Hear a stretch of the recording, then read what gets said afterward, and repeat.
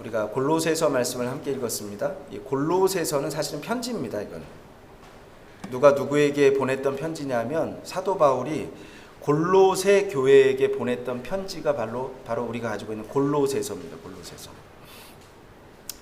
이 골로새 교회는 사도 바울이 직접 세운 교회 아닙니다. 사도 바울이 직접 세운 교회는 아니지만 사도 바울이 왜 이 교회에다 편지를 보냈는가? 사도 바울의 제자였던 에바브라라고 하는 그 사람이 세운 교회가 골로새 교회예요. 그리고 항상 그 제자를 통해서 그 교회에 대해서 듣고 관심을 가지고 기도하고 그렇게 사랑했던 교회가 골로새 교회입니다. 로마 감옥에 있는 사도 바울에게 에바브라가 골로새 교회에 대해서 보고를 합니다. 보고를 하는데 들어보니까 내용이 그래요. 교회에 이단들이 들어와서 교회를 어지럽히고 있어요. 그리고 그 내용을 보면 그런 거죠. 어떻게 해야지 교회 이단 막을 수 있겠습니까? 어떻게 성도들이 신앙생활을 올바르게 할 수 있을까요? 이런 고민들을 스승에게 이렇게 고민 상담을 하는 겁니다. 그리고 그것을 듣고 이제 골로새 교회에게 보낸 편지가 바로 골로새서입니다. 성도들이 신앙생활을 할 때 어떻게 해야 시험에 들지 않을까? 어떻게 이단에 빠지지 않을까? 어떻게 성도들을 우리가 잘 가르치고 교육해야 될까? 이거 질문합니다. 그렇죠? 그 답입니다. 오늘 우리에게 주시는 말씀이죠. 그러니까 여러분, 우리도 이렇게 해야 됩니다. 그러니까 내가 지금 신앙생활 지금 잘하고 있는가? 지난 코로나 때 시험에 든 성도들이 얼마나 많은지 아세요? 지난주에도 제가 얘기했죠. 자카르타 갔더니 목사님들 이렇게 만났어요. 한인교회 목사님들만 모였습니다.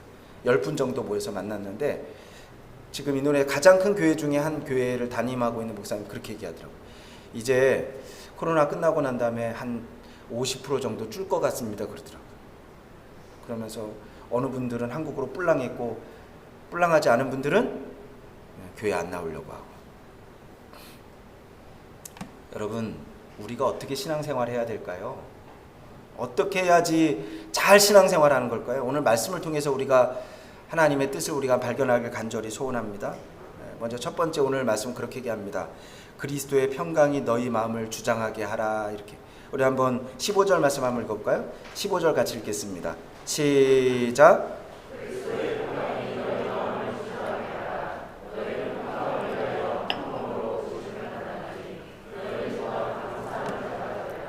그리스도의 평강이 우리 마음을 주장하게 하는 삶을 살아야 됩니다. 성도는 누가복음 2장에 예수 그리스도가 탄생할 때에 그 밤에 빈들에서 목자들이 양을 치고 있었어요. 그런데 거기 내용을 보면 그렇습니다. 그때 천사들이 나타나서 하나님을 찬양합니다. 그렇죠? 그 찬양할 때 그 찬양 가사가 그래요.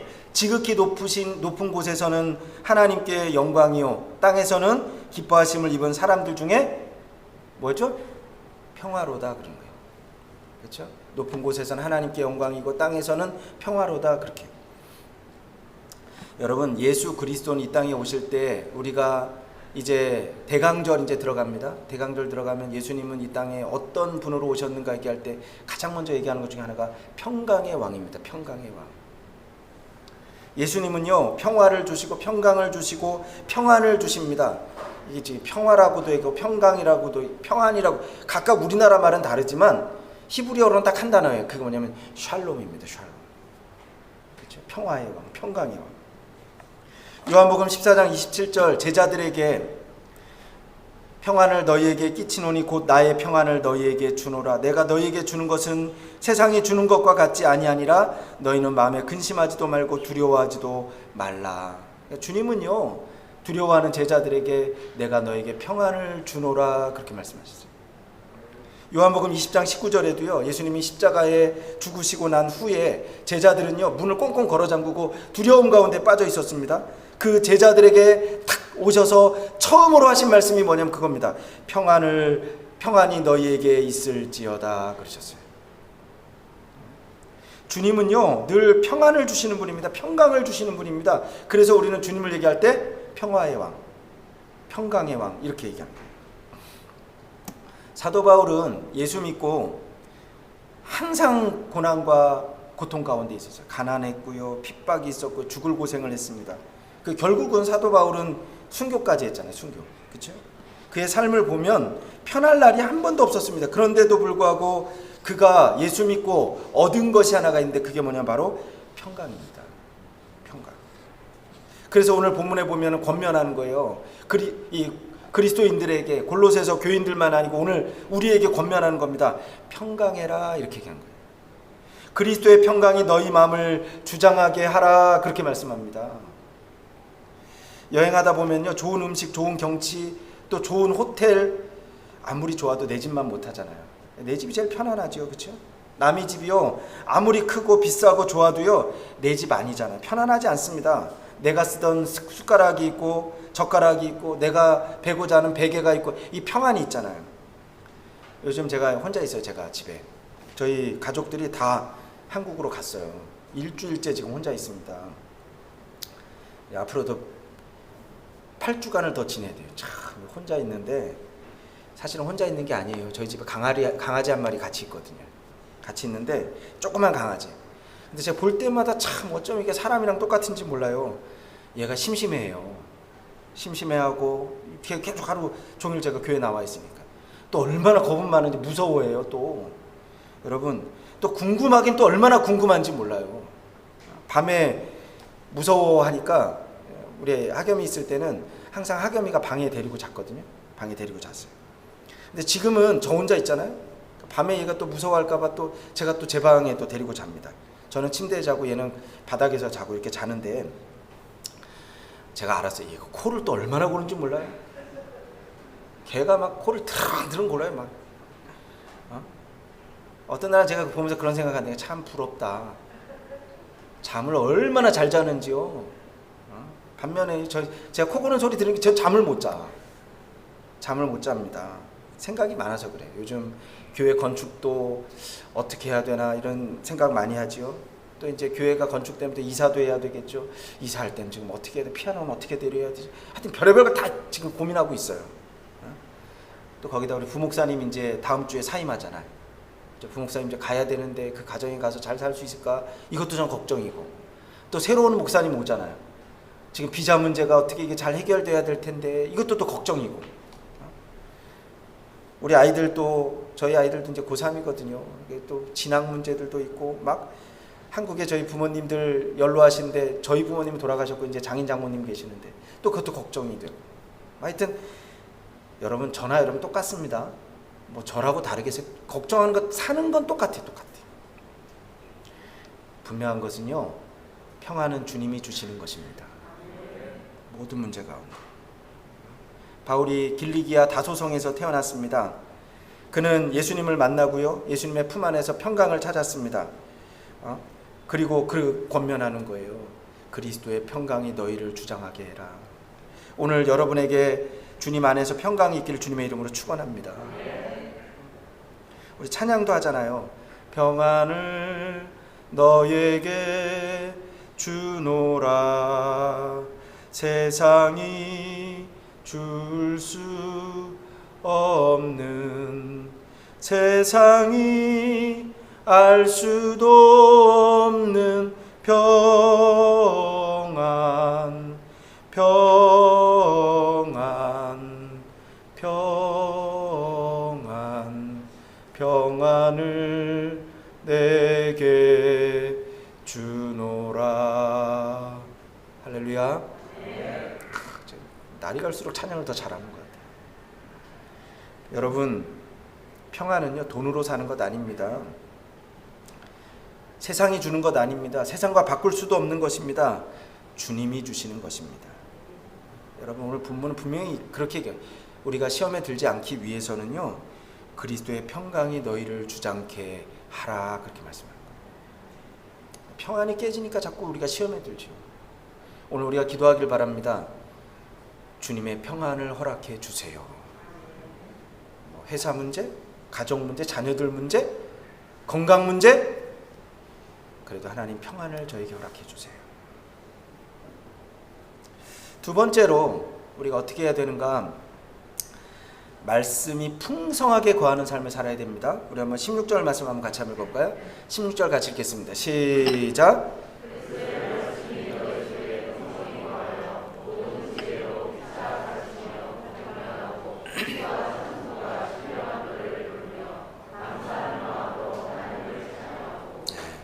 그리스도의 말씀이 우리 안에 풍성해야 됩니다. 그렇죠? 예수 믿는 사람은 누구나 말씀을 들어야 된다는 건 잘 알고 있어요. 그렇죠? 말씀 잘 들어야지. 또 그리고 지금 보면서 저는 그렇게 생각해요. 말씀이 풍성한 시대를 살아갑니다. 이게 제일 부담스러워 저는 목회자로서. 왜냐하면 다른 목사님들 설교를 옛날에는 뭐 인터넷도 없고 막 이런 거 없을 때는 가서 들어야만 되잖아요. 그렇죠? 근데 지금은요 앉아서 다 듣는다니까요. 여러분 저한테 와서 뭐 다른 목사님 설교 얘기하지 마세요. 제가 부담스러워요. 저보다 훌륭하시고 훨씬 설교 잘하는 목사님이 얼마나 많은데 막 그런 거 막 한국교회 어떤 목사님이 이렇게 말씀하시는데 그럼 제가 이렇게 어떡하지 이런다니까. 요즘은 목사님들이 얼마나 힘든지 아세요? 코로나로 인해서 오랫동안 비대면 예배를 드렸어요. 유튜브 예배 드리다 보니까요 말씀도요 요즘 골라서 듣는데요. 그래서 뭐라 그러냐면 그런 거예요. 백화점처럼 됐다는 거예요. 백화점. 자기가 어떤 목사님 말씀 듣다가 이 목사님 내가 듣기 싫은 말씀 하시네? 그럼 또 다른 거 틀고 딱 듣고.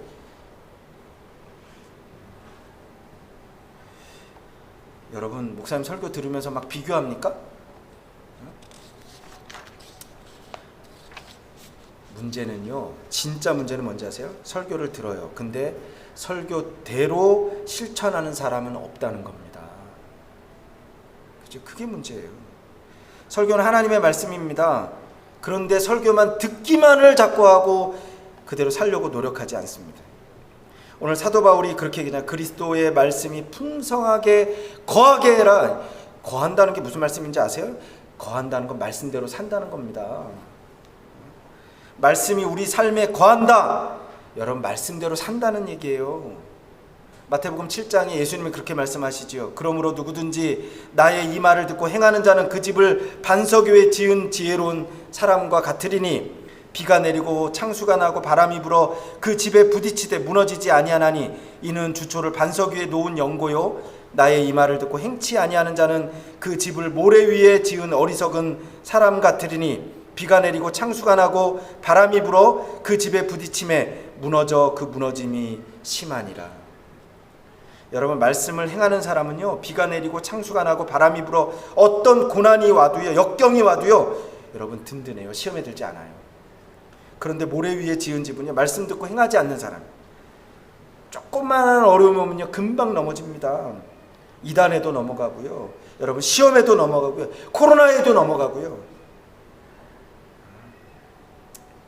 그러니까 중요한 건 말씀이에요. 한번 잘 생각해 보세요. 말씀이 지금 내 삶에 거하고 있는가? 내 안에 풍성하게 지금 거하게 있는가? 모슬렘 또 이제 성직자들이 있죠. 이맘이라 그러나요? 모슬렘 성직자들은 신학교를 나올 때 쿠란을 암송을 다 처음부터 끝까지 해야지 졸업을 한대요. 다. 그런데 기독교는 역사상 신구약 성경을 다 암송한 사람이 없습니다. 없어요. 목사님들도 그렇고 누구도 그렇고 없어요. 그러나 그거보다 더 중요한 게 있는데 그게 뭐냐면 말씀이 내 마음에 들어와서 살게 하는 것입니다. 내 안에 거하면서 그 말씀에 순종하는 것이지요.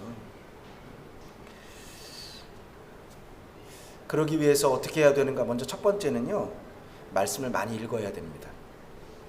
요즘 어떻게 좀 성경을 좀 가까이 읽고 계신가요? 많이 읽고 계세요? 코로나로 시간도 많은데. 두 번째 말씀을 잘 들어야 됩니다. 그러니까 딴전 피우면 안 돼요. 말씀 잘 들어야 돼요. 제가 항상 여러분에게 얘기했잖아요. 말씀은 어디로 들어요?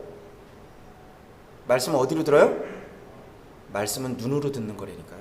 귀로 듣는 거 아니에요, 여러분. 눈으로 딱 집중하고 봐야지 말씀이 들려요. 그리고 말씀을 듣고 깨닫고 실천하시길 주님의 이름으로 축원합니다. 세 번째로 우리가 어떻게 살아야 되는가? 오늘 17절 말씀 한번 같이 한번 읽어볼까요? 17절 같이 한번 읽어보겠습니다. 시작.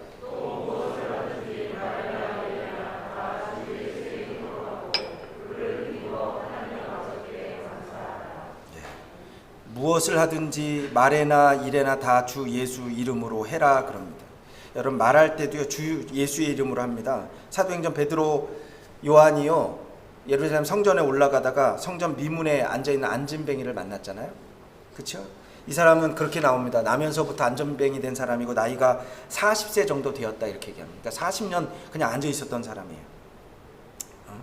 그때 베드로가 그 사람을 이렇게 주목해서 봅니다. 그리고 말합니다. 내게는 금과 음은 없거니와 내게 있는 것으로 내게 주노니 곧 나사렛 예수 이름으로 일어나 걸어라 그랬다니까요.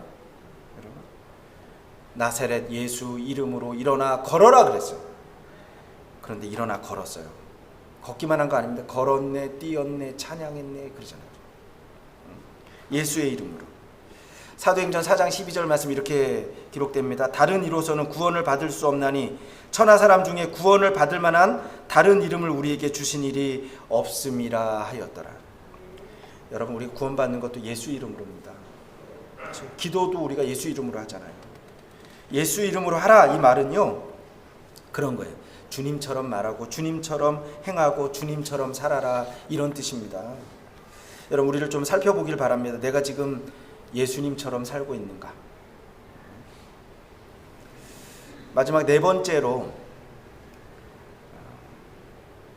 감사하는 삶을 살아야 됩니다.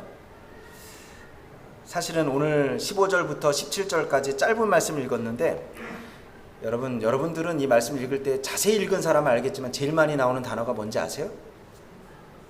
감사라는 단어예요. 15절에도 감사하는 자가 되라. 16절에 감사로 찬양해라. 감사해라.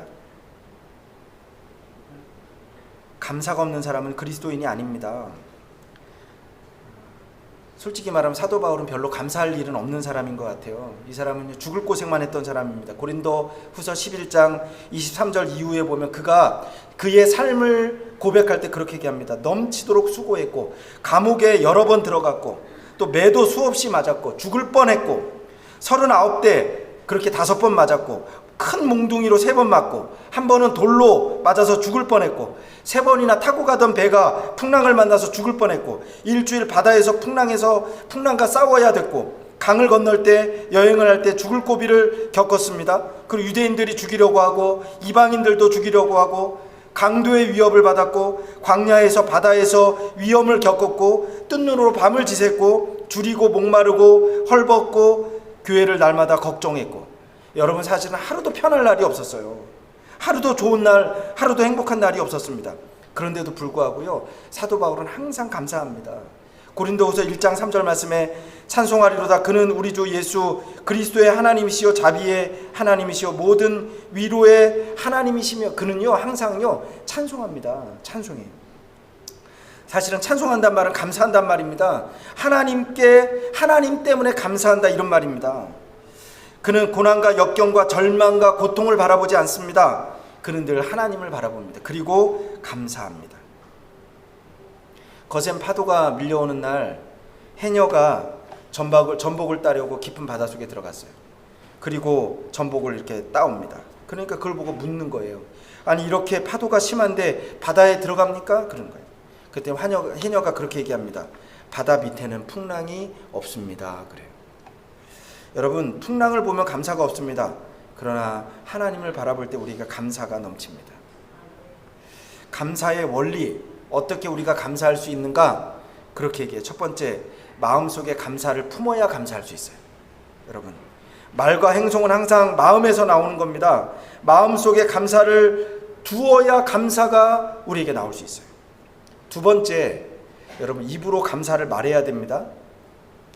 로마서 10장 10절 보면 사람이 마음으로 믿어 의에 이르고 입으로 시인하여 구원에 이르느니라. 누구든지 주의 이름을 부르는 자는 구원을 받으리라. 여러분 그래서 찬송도 입을 열고 해야 되고요. 기도도 입을 열고 해야 됩니다. 감사도 입을 열고 해야 됩니다.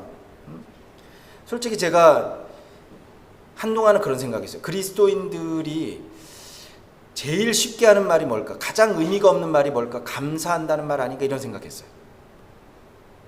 이게 무슨 말이냐면 그거예요. 제가 목회하다 보니까 그렇더라고요. 그러니까 한국 사람들이요. 예를 들어 그런 거예요. 한국 사람들이 제일 많이 한다는 얘기가 뭔지 아세요? 언제 한번 밥 먹자 그런데. 그리고 뒤가 중요해. 그리고 밥 먹은 사람이 하나도 없대. 그냥 하는 말이 그냥 하는 말. 그냥 할 말 없으면 뭐라 그래요? 언제 한번 밥 먹자 그런데. 언제가 언제야 도대체. 근데 그리스도인들이 그런 것 같아요. 입만 열면 뭐라 그래요? 감사합니다 그래요. 기도할 때 제일 먼저 뭐라 그래요? 하나님 아버지 감사합니다 이러고 시작한다니까요. 이게 어려움을 당할 때가 있어요. 장례식장에 가서 기도는 아무나 시키는 게 아니야. 그래서 장례식장에 가서 기도하면요 항상 하던 습관이 있거든요. 습관적으로 하는 말이 있어요. 그렇죠? 장례식장에 갔는데 슬픔 당한 가족들이 있는데 유족들 앞에서 자 누구누구 집사님 기도해 주세요. 그러면 기도할 때 제일 먼저 뭐라 그러는지 알아요? 하나님 아버지 그러면 안 돼. 그래서 제가 그랬어요. 속으로 야 그리스도인들이 입으로만 감사를 너무 많이 하는구나. 진짜로 해야지. 입으로 하는 게 그게 무슨 소용이 있을까? 근데 아니에요. 입으로 시인해야 돼요 여러분. 우리 한국교회 김동호 목사님이라고 하는 분이 계세요.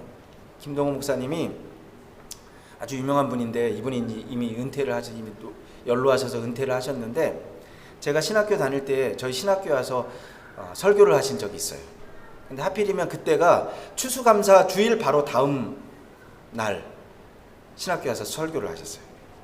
근데 설교를 하시는데 그분이 그런 얘기를 하더라고요. 이번 추수감사절을 맞이하면서 내가 하나님 앞에 특별하게 내가 감사의 선물을 뭘 드릴까 고민을 많이 했다는 겁니다. 그래서 일주일 전부터 하나 작정을 했대요. 내가 요번 추수감사 요 한 주간 동안에 하나님께 10,000번 감사합니다라고 말을 해야 되겠다. 하나님 감사합니다 이렇게 10,000번 채워서 감사해야 되겠다. 그게 쉬었대요. 월요일 아침부터 하나님 감사합니다 감사합니다 감사합니다.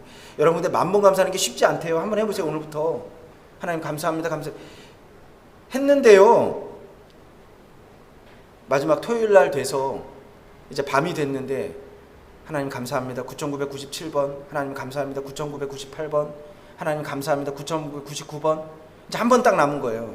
근데 그분 마음에 그러더래요. 뭔가 내가 10,000번을 딱 채우고 나면 뭔가 큰 일이 뭔가 큰 기적이 일어날 것 같은 생각이 들었다는 거예요.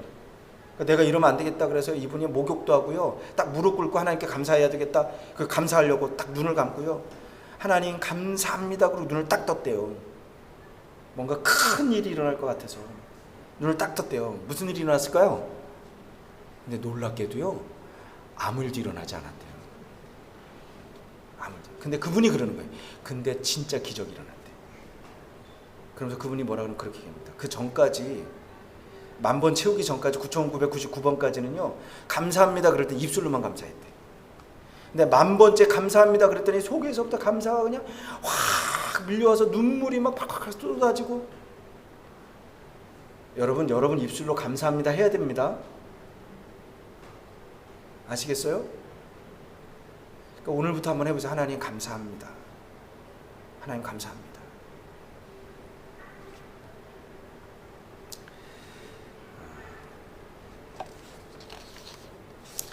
또 한 가지 우리가 어떻게 감사해야 되는가 물질로 표현해야 됩니다. 감사는 훈련 받은 것 중에 하나가 저는 부목사로 훈련 받을 때요 참 감사한 게 그거예요. 감사할 때는 꼭 선물을 해라. 그저 훈련 받 우리 목사님에게 제가 그래서 저는요 때마다 꼭 선물을 하도록 훈련을 받았습니다. 명절이 되면요 저는 항상 선물을 하고요 생일 때도 선물하고요 스승의 주일 때 되면 저는 항상 이렇게 화분을 선물을 하고요 선물을 했어요. 저는 선물 잘합니다. 저는 표현을 잘하려고 노력을 합니다. 왜냐하면 이거 중요하기 때문에 그래요.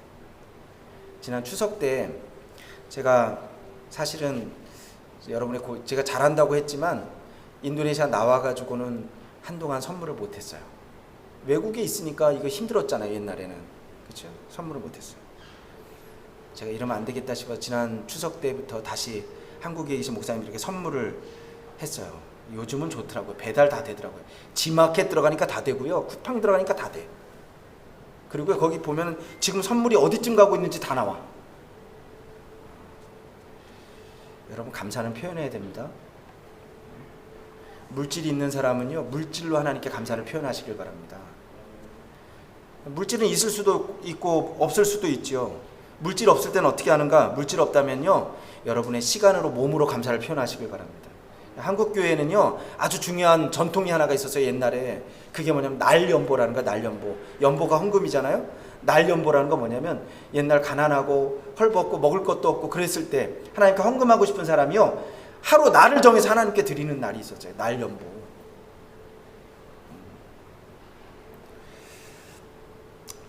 한국교회 제가 아는 어떤 분은요, 이분이 은퇴를 했어요. 명퇴했어, 명퇴.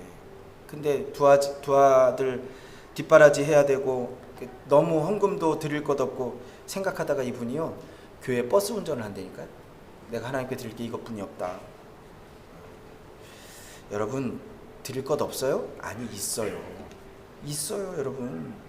내가 할 수 있는 것. 로마서 12장 1절 말씀에 보면 이렇게 말씀합니다. 너희 몸을 거룩한 산 제사로 드려라. 내가 드릴 수 있는 것이 무엇입니까? 그것 드려야 됩니다. 여러분, 주님께 감사하시길 바랍니다. 찬양 있잖아요. 전 감사절 되면 제일 많이 떠오르는 찬양이 사실은 날 구원하신 주 감사 그러잖아요. 날 구원하신 주 감사. 거기 보면 제일 은혜가 되는 건 그거예요. 장미꽃 감사, 장미꽃 가시 감사. 응답하신 기도 감사, 응답하지 않은 것 감사. 모든 것이 감사합니다. 감사는요, 마중물과 같다 그렇게 얘기합니다. 진짜로. 이거는 체험한 사람 다 그래. 성경에도 그렇고. 감사는 옛날 펌프 마중물 알잖아요. 그렇죠? 마른 펌프에 한 바가지 옆에 마중물을 탁 붓고 막 열심히 하면 그 다음에 물이 어떻게 해요? 콸콸콸콸. 감사가 마중물 같다는 거 그겁니다. 하나 감사하는 사람에게는요, 하나님이 10가지 감사를 허락해 주실 줄로 믿습니다.